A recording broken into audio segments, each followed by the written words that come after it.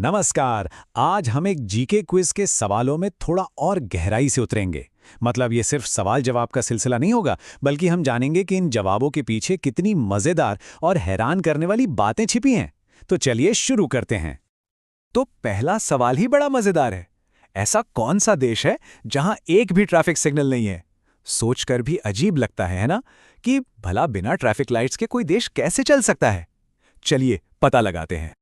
तो सबसे पहले बात करते हैं दुनिया की कुछ अजीबोगरीब ज्योग्राफिकल बातों की। और जवाब है भूटान। जी हां, भूटान। वहां आपको ट्रैफिक सिग्नल नहीं मिलेंगे। उनकी जगह पुलिस वाले ही ट्रैफिक को कंट्रोल करते हैं।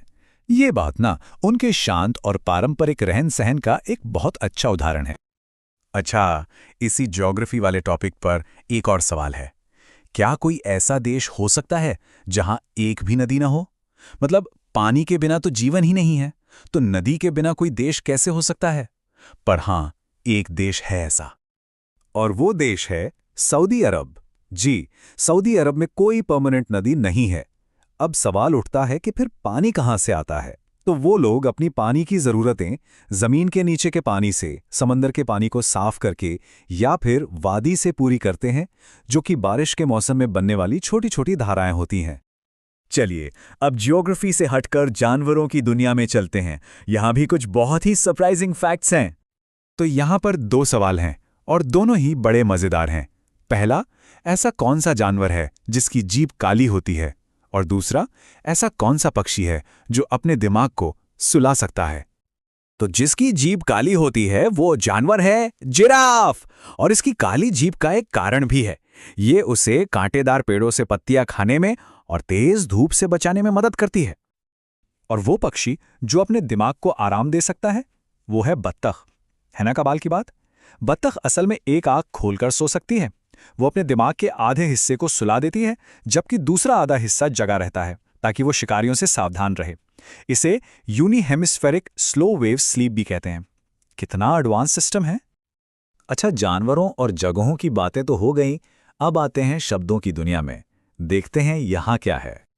जैसी करनी वैसी भरनी, ये कहावत तो हम सबने कभी ना कभी सुनी ही होगी। बहुत सीधी और गहरी बात कहती है ये।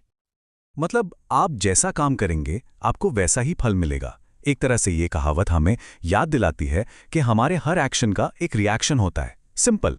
अब एक मुहावरे की बात करते हैं। अगर किसी को कहना हो कि कोई किसी की बात पर बिल्कुल ध्यान नहीं दे रहा या अनदेखा कर रहा है, तो उसके लिए सही मुहावरा क्या होगा? और सही मुहावरा है कान पर जूं न रेंगना। जरा सोचिए कितना मजेदार है ये। मतलब किसी को इतना भी फर्क नहीं पड़ रहा कि उसके कान पर जूं भी रेंग जाए तो उसे पता ना चले। पूरी तरह से इग्नोर कर देने वाली सिचुएशन है ये। अच्छा, अब थोड़ा इतिहास की तरफ चलते हैं। दुनिया में इतनी सारी भाषाएं हैं, पर क्या कभी सोचा है कि दुनिया की सबसे पुरानी भाषा कौन सी मानी जाती है? तो सोर्स के हिसाब से जवाब है संस्कृत। संस्कृत को दुनिया की सबसे प्राचीन भाषाओं में से एक माना जाता है। हमारी कई आज की भाषाएं इसी से निकली हैं और इसका साहित्य आज भी पूरी दुनिया में पढ़ा और समझा जाता है। चलिए अब कुछ बातें करते हैं अपने देश भारत के बारे में। यहां स्क्रीन पर एक नंबर दिख रहा है, 1। ये नंबर भारत की एक बहुत बड़ी उपलब्धि को दिखाता है। क्या है वो? वो है दूध का उत्पादन। जी हां, दूध के प्रोडक्शन में भारत पूरी दुनिया में नंबर 1 है। और ये तारीख 26 जनवरी 1950, ये तो हम सब के लिए बहुत खास है। इसी दिन भारत गणतंत्र बना था और ठीक इसी दिन सारनाथ के अशोक स्तंभ को हमारे राष्ट्रीय प्रतीक यानी नेशनल एम्ब्लम के तौर पर अपनाया गया था। ये हमारे देश के गौरव का प्रतीक है। और अब आ गए हैं हम अपनी आखिरी चुनौती पर। तो ये आखिरी सवाल सबके लिए है, सोचने के लिए। सवाल है, भारत की सबसे लंबी नदी कौन सी है? इसका जवाब जरूर सोचिएगा। देखते हैं इसका क्या जवाब मिलता है।